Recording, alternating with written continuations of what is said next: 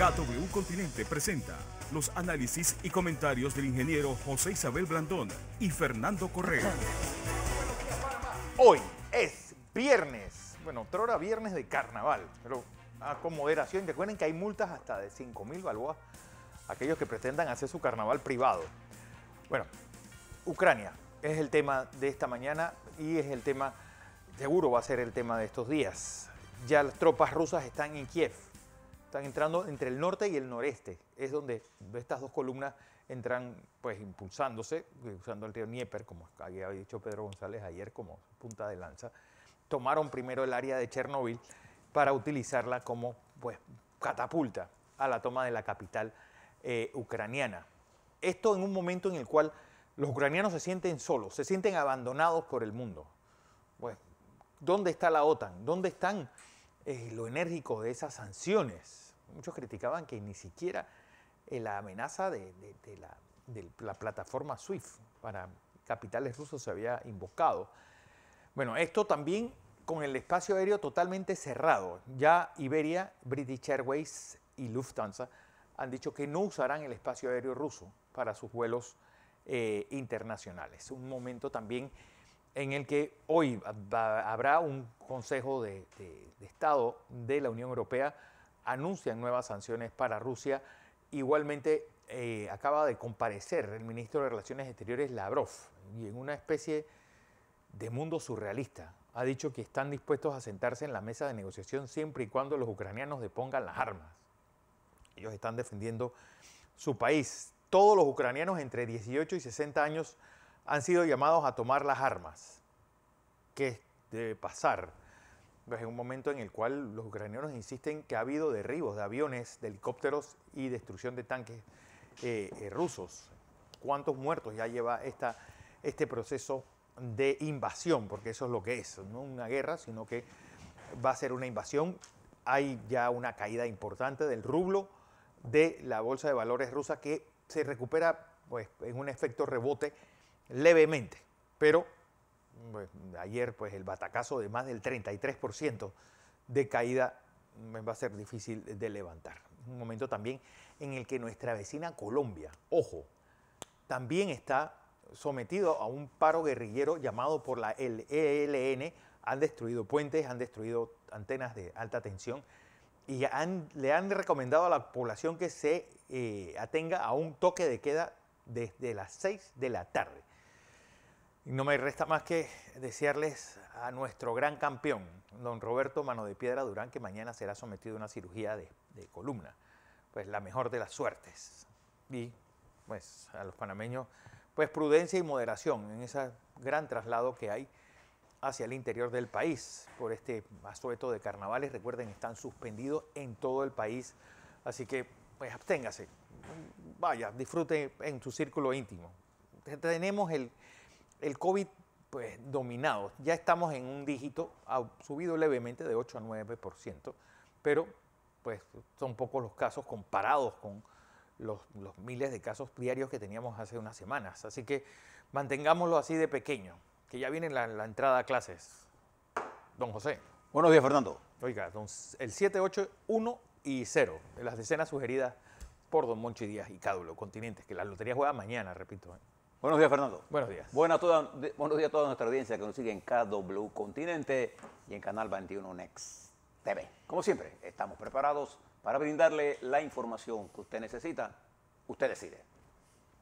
Fernando, muy complicado lo que está pasando en el mundo. Voy a tratar de, entre Fernando y yo, darle un enfoque de algunas cosas que están pasando en nuestro continente y vamos a centrarnos en Ucrania. Pero antes le decía a Fernando esta mañana que ayer, para entender los fenómenos que están ocurriendo, todo esto, uno tiene que entender, tener la concepción, lo conceptual de lo que está en discusión una guerra. Acuérdense que la guerra es la extensión de la política llevada al campo militar. ¿Qué pretende cada uno de ellos?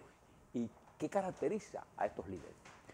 A ellos, por eso ayer revisaba, yo tengo 3 libros que para mí, varios libros, pero tengo 3 que son, digamos, libros de consulta de cabecera. Sí. Los 3, en términos de la definición de la naturaleza humana, tienen que ver con los libros que escribió ese gran pensador alemán, judío alemán, Erich Fromm. Erich Fromm, que en la trilogía el miedo a la libertad, el arte de amar y el corazón del hombre, los mejor conocidos, también tiene uno que se llama Ética y Política. Pero en esta trilogía, y particularmente en Miedo a la Libertad, Erich Fromm le da una definición al carácter autoritario y particularmente al carácter de Hitler y el fascismo y de lo que con él definieron las políticas de comunicación en la mente de maquiavélica. Joseph Goebbels. Goebbels, en la que él le plantó al mundo alemán que, así, con esta consigna, Alemania es Hitler, Hitler es Alemania. Y definía Fromm el carácter autoritario de Hitler y el psicoanálisis que él hace de la mente perversa, la mente oscura, el hombre solitario, un psicoanálisis social de por qué Alemania se fue detrás de Hitler y cuando descubre la verdad, la Alemania que quedó. Y cuando uno mira y lee esto y ve al señor Vladimir Putin, usted lo ve, él tiene en su cabeza la concepción de que él es Rusia. Y Porque Rusia él ni siquiera es una concepción soviética, sino de si fuera un zar. Es decir, él se ve a la época zarista más que la época sí, pero él se ve más soviética. en la época, retratado en la época del estalinismo, en su concepción El zar rojo, ¿no? brutal. Porque antes que el holocausto, El Holodomor. el terrible, está la masiva intervención de Stalin en una Ucrania rica en producción de alimentos y que él colectivizó a la fuerza y asesinando por hambre, hambruna y a matanzas a una parte importante de la población. Y él vive de ese punto porque él entra a la KGB por allá por los años 40. 60. Él nació en el 51, así que entró en los 70. Sí, ya pero viene de esa corriente de pensamiento y él extraña la eliminación de la Unión Soviética. Cuando él entra a la KGB, el jefe era Yuri Andropov, posteriormente. Y él viene de esa escuela, en donde el mentir es parte del arsenal bélico de la Unión Soviética. Y la Unión Soviética fue un fracaso total. Pero no solamente eso, el odio ancestral que hay no solamente con Ucrania, sino en los países bálticos.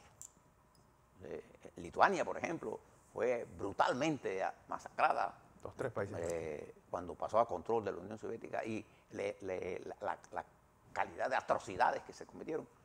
Entonces, la narrativa de Putin, alejada de la verdad, y que él solo tiene la razón, está tremendamente explicada en Miedo a la Libertad. Les recomiendo que le pasen una lectura en estos días a cosas como esa, porque hay que entender el carácter del hombre que se ha convertido él en el pivote de toda esta actuación. Y todos los que con él conviven tienen que pensar como él. Usted ve a Lavrov ahora hablando, el lenguaje con que él habla, la amenaza que nos hace a todos, que vamos a pagar un precio terrible, porque el fascismo solo entiende de la liquidación del adversario. Entonces usted lo ve retratado en América Latina. Bueno, el fascismo y el comunismo, que son dos caras de la misma moneda. Bueno, el fascismo no es solamente... Stalin era un fascista. Sí, Stalin era un fascista. No era nada de comunista, era un fascista. Comunista de manual. Pero su conocimiento de la doctrina del marxismo era rudimentaria. Sí. Donde se ha intentado establecer el marxismo o el comunismo como sistema, lo que ha producido es una terrible dictadura. Y usted lo ve retratado esto en la intervención de Maduro de ayer. Dios mío. Anteayer, aplaudiendo lo que está haciendo Putin y que Venezuela es él. Él cree que Venezuela es él. Bueno, pero esto no tiene el narcisismo. Sí.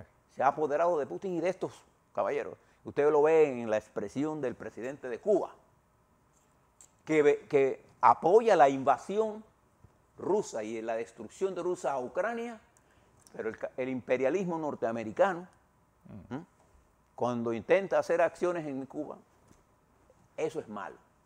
De principio, Las dos son malas. las dos son malas. Pero el principio de ello no existe.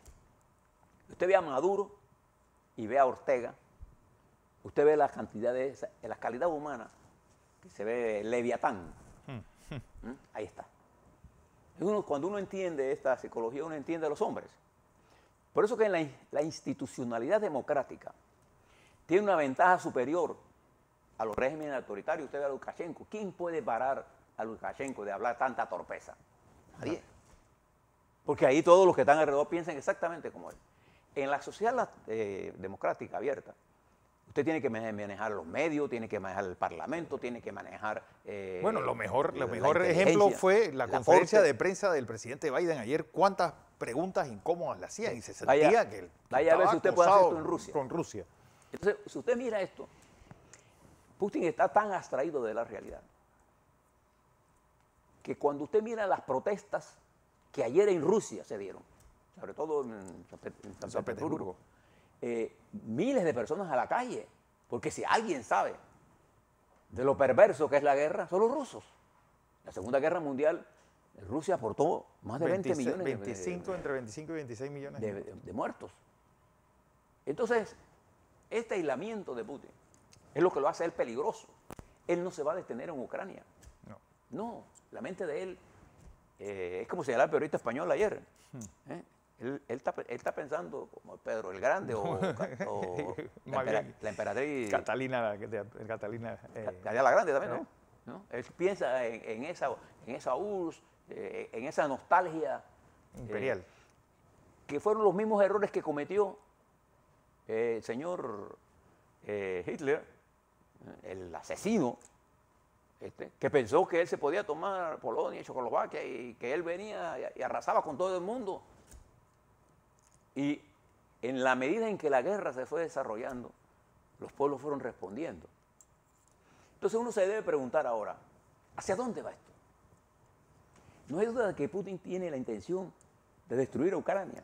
Ese cuento de que él está en paz. No, él va a destruir Ucrania y va a asesinar a todos los que en una u otra forma se le opusieron. Si usted ve al canciller Lavrov hablando de que nosotros vamos a pagar un precio terrible.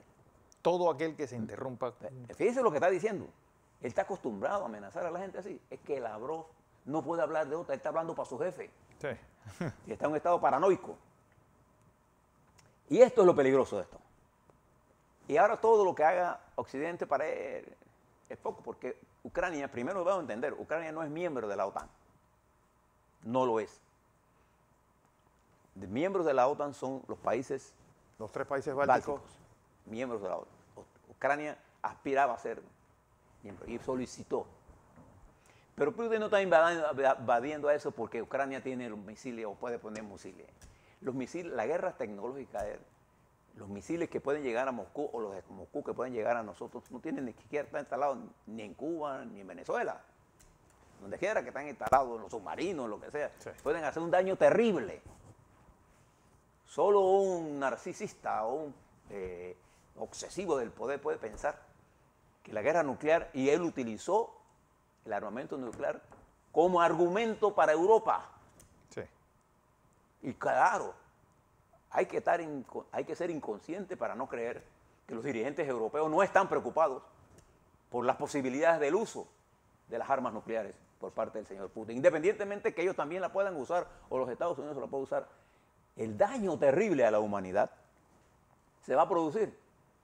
Entonces, cuando yo veo a Maduro, o al señor Díaz-Canel o al señor Ortega, que es capaz de poner preso a sus propios miembros de su movimiento, que le salvaron la vida a él. Me recuerdo de Stalin y de Hitler. Hitler mandó a asesinar los grandes generales en su locura. Stalin a toda la estructura mental polaca. Y Stalin persiguió a Trotsky hasta matarlo. El único sobreviviente de ese enfrentamiento fue el mariscal Josip Broz Tito, que se enfrentó a Stalin sin miedo. Sin miedo. ¿No? Entonces, este menjunje uno lo tiene que mirar. Y hay gente que dice, bueno, que los europeos, sí, los europeos tienen que tener miedo. Temores naturales y normales, porque los europeos vivieron la guerra en su territorio. Los Estados Unidos nunca, aparte de la guerra que tuvieron Con los ingleses en y 1812. la guerra interna que tuvieron, La guerra civil. la guerra civil, los Estados Unidos no han recibido nunca una guerra en su territorio. Europa lo ha recibido. Rusia la ha recibido. Ahora surge, Alemania la habría recibido y Hitler apareció como el gran salvador, con un lenguaje sencillo, manejado con mentiras, en una Alemania ansiosa. Las movilizaciones que se dieron en Rusia ayer fueron perseguidas violentamente, centenares de rusos presos. Si él es capaz de hacerle eso a su pueblo, ¿qué no será capaz de hacer de Ucrania? O lo que él considera. Y entonces todas estas amenazas, mírela bien. ¿Cuál ha sido el resultado de todo esto? El mundo, ahora con mucho más tecnología, está siguiendo diariamente las barbaridades que se están haciendo en Ucrania. No puede haber aquí análisis sencillo. Usted nada más tiene que decir, ¿usted está a favor o en contra de Ucrania? Dependientemente del régimen. Fíjense la posición de la Cancillería de Panamá. Yo le voy a dar las posiciones de nuestra Cancillería para que usted evalúe lo que va a pasar. Y lo que está pasando esta mañana. En este momento, probablemente, entre unas horas, o si no, ya comenzó la reunión de la OTAN con Biden, en la que se van a definir algunas cosas. Pero fíjese lo que dice nuestra Cancillería. La Cancillería panameña, voy a leer, aseguró que se adhiere al llamado derecho por la comunidad internacional y respalda el pronunciamiento del secretario general de Naciones Unidas, Antonio Guterres, exhortando a todos los esfuerzos que se dirijan para evitar la pérdida de vidas y apoyar decididamente la mitigación del progresivo deterioro de la situación mediante el envío inmediato el llamado inmediato al cese del fuego. La Cancillería señaló que Panamá, como país que aboga por el diálogo y el derecho internacional, insta a retomar la vía de las negociaciones y diplomacia que renueven la esperanza de la paz, la seguridad y la estabilidad.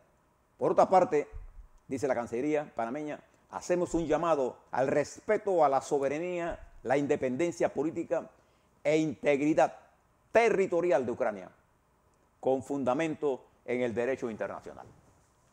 Panamá, el gobierno panameño pide el respeto a Ucrania, el respeto que se ha pasado Putin por la gana con mentiras. Eso ya lo había denunciado la inteligencia norteamericana. Pero fíjese en América Latina.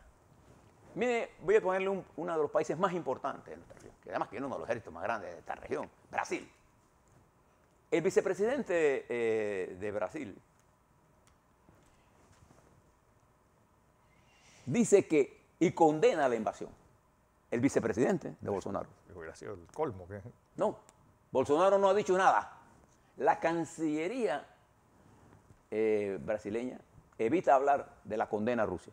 Pero el vicepresidente de ese país, para que usted vea la división Murao, Hamilton Murao, el vicepresidente de Bolsonaro, ¿no? Para que usted vea esta situación.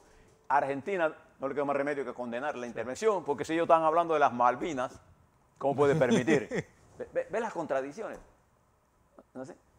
¿Cómo yo puedo hablar de la soberanía nacional y creer que otro país invada Rusia invade a Ucrania? Yo no voy a estar en contra de la invasión, independientemente de las discrepancias que puedan haber ideológicas entre un país y otro.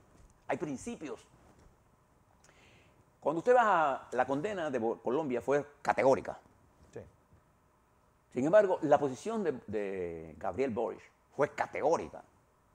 Gabriel Boric, el próximo presidente de Chile, y por eso Maduro condena a Gabriel Boric y le dice que es una izquierda cobarde, porque él sí es valiente. Sí.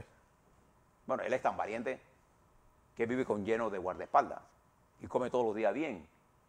El señor Maduro tiene oprimido a su pueblo, pasando hambre, y él echa la culpa a la intervención militar.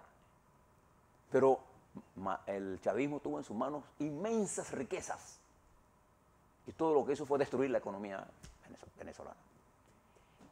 Compare la posición de él al llamar cobarde a él y a Pedro Castillo, que ayer también salió a condenar la invasión.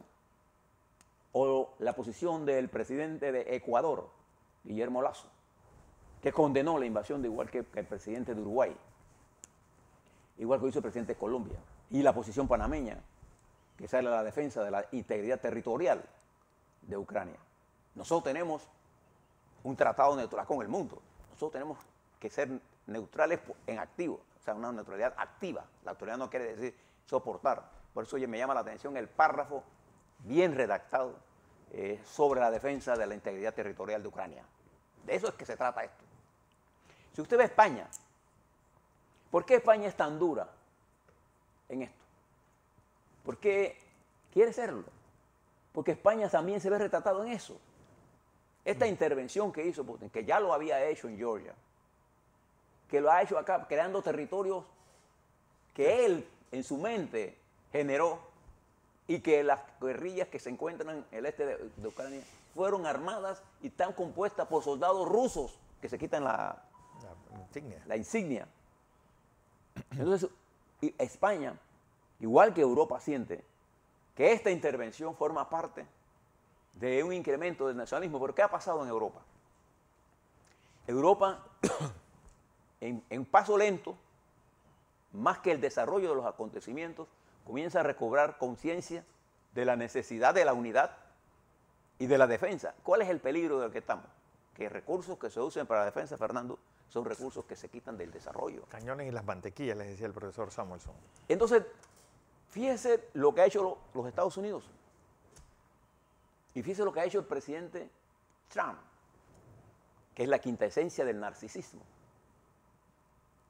Y ustedes, me gustaría que la doctora Aida Rivera, que es psiquiatra, o los psiquiatras panameños, le expliquen al país qué se esconde psicológica y psiquiátricamente detrás de un narcisista llevado al extremo, porque los gobernantes narcisistas son los peores. Entonces, fíjense, este desarrollo de los acontecimientos, el presidente Biden ayer anuncia una serie de medidas que siempre en el ciclismo tú puedes decir, bueno, esos son pocos con lo que está pasando. Claro que está pasando. Porque ¿qué resulta? Rusia tiene 6.560 ojivas nucleares en manos de un loco. Usted se verá qué hubiera hecho Hitler con todas esas ojivas nucleares. A lo mejor no estuviéramos aquí. Entonces ahora lo que se plantea, y estas conversaciones del desarme, las paró Trump. Y mire la posición de Trump, de admiración, de genialidad del señor. Después pasa otro tuit diciendo qué tristeza la de Ucrania. Y después pasa otro, el hombre se ha tomado Ucrania, porque él se ve retardado. Eso es lo que él hubiera querido hacer con Estados Unidos. Robarse la elección que perdió. Verles cómo se retratan. Porque no es igual que el terrorismo, no hay terrorismo bueno ni terrorismo malo. El terrorismo es malo y se acabó. El populismo de derecha como el populismo de izquierda es perverso. Y aquí tenemos retratado un mundo. ¿Qué ha pasado en el plano económico? En el plano económico, fíjese las cosas que nos han ocurrido. En los Estados Unidos, las bolsas de valores que comenzaron cayendo se levantaron y terminaron en positivo. El oro terminó en 1905, la onza Troy. El cobre en 4.50 la libra. O sea, el efecto de la invasión en los Estados Unidos no se hizo sentir tan fuerte en las bolsas como se hizo en Europa, como pasó en Rusia, que se desplomó y tuvieron que cerrarla, o como se desplomó el rublo. El dólar se ha fortalecido. Entonces, las amenazas de este caballero Lavrov y de Rusia son esas amenazas hechas para el pueblo ruso. Claro que la oligarquía rusa, 103 hombres que controlan el 35% del PIB. ¿Qué revolución hay en Rusia? Dígame. Ninguna. ¿Quién paga hoy los platos esto? ¿Por qué Rusia se moviliza y por qué Radio Televisión RT ha montado una campaña infame contra Europa y contra Occidente? ¿Por qué? Porque es la misma mentira que manejan los ególatras, los dictadores, los que van a terminar en el basurero de la historia. podrán hacer mucho daño, sin duda. Y cuando yo hablo, por ejemplo, y miro al canciller alemán y miro al primer ministro Boris Johnson, o miro a lo que pasa en los Países Bajos. Yo estuve en Holanda, y usted ha estado en Europa. La destrucción que el fascismo hizo contra esos países fue terrible. Terrible. Terrible. El invierno del hambre le llamaron a ese último Y invierno. la guerra para ellos Holanda. es así de terrible. Y así de terrible es la amenaza. Entonces yo observo con mucha atención, estimados televidentes y radioescuchas, lo que está haciendo la República Popular China. Que esa sí tiene que perder. Dice que antes de esta invasión, Xi Jinping había comenzado una depuración de la oligarquía china, que se había tomado grandes fortunas y que se había concentrado la riqueza en dólares. Y es cierto, Rusia tiene reservas de oro, pero su pueblo está pasando hambre. No se engañen en eso. China ha adoptado la posición de la prudencia, del diálogo. China, Xi Jinping, que es un dirigente de una, comparado desde el punto de vista de su firmeza, a Mao Zedong. Solo que no tiene las obsesiones que ha construido China durante los últimos 40 años sin guerra, una de las naciones más poderosas del mundo. Ahora se distancia de Putin en términos de decir el diálogo, porque la salida es el diálogo, sin duda alguna. Ahora, como lo quiere Lavrov y lo quiere Putin, creyendo de que el avance de sus tropas asesinando, destruyendo Ucrania, es la fortaleza de ellos. La economía rusa no se compara con el poder de la economía china. No. Entonces China tiene mucho más que perder. Y esa prudencia de Xi Jinping es la misma prudencia que usted ve en Europa. Pero van a actuar. Porque el riesgo de Putin para ellos ya es evidente. Y Europa va a tener que tomar algunas decisiones, entre ellas tener su propia fuerza militar. La OTAN, a la que tanto ayudó Trump a dejarla por debajo, y que ahora surge como una fuerza importante. Y sigue siendo los Estados Unidos la fuerza que Putin quiere vencer. Los Estados Unidos, para los que lo conocemos, es una nación de guerreros. No es una nación cualquiera. Fue la entrada tardía, si quiere usted, de Estados Unidos en la guerra, en la Segunda Guerra Mundial, cuando se dio el ataque a Pearl Harbor, lo que definió la guerra a favor de los aliados. Y Churchill lo sabía tanto que siempre insistía a Roosevelt para que se metiera, porque él sabía que la presencia de los Estados Unidos era importante. Por eso es que Biden está en la mira de Putin y en la mira de RT y en la mira de los sectores más agresivos en China. Entonces nos enfrentamos a un mundo complejo. El petróleo va a subir. Hoy usted va a pagar más, pero no por esta guerra, porque ya había aviso de guerra, ahora hay guerra. Y la guerra no solamente está en Ucrania. Ahora la guerra es entre Europa y Rusia por el control de los mecanismos financieros que se globalizaron y que ahora operan tanto contra Rusia como contra Occidente. Y va a replantearse nuevas acciones en el plano económico, y ahí es donde Panamá tiene que mirar esto con la frialdad de mirar nuestros intereses y los intereses de la paz mundial. Sin paz, Fernando, no hay desarrollo. No hay desarrollo. Bien. Le planteo todo esto porque en estos días meditemos. Yo comparto mucho el criterio del Papa Francisco en su llamado a la paz. El que llame a la guerra o justifique la guerra de cualquier forma, o que vea que hay gente, a mí que me tocó vivir la guerra, y si usted va al norte de África, los africanos de esa área, donde se desarrollaron, usted lo sabe perfectamente, Fernando, grandes combates y grandes matanzas también. El que haya participado en la guerra, en una guerra, sabe el horror de la guerra.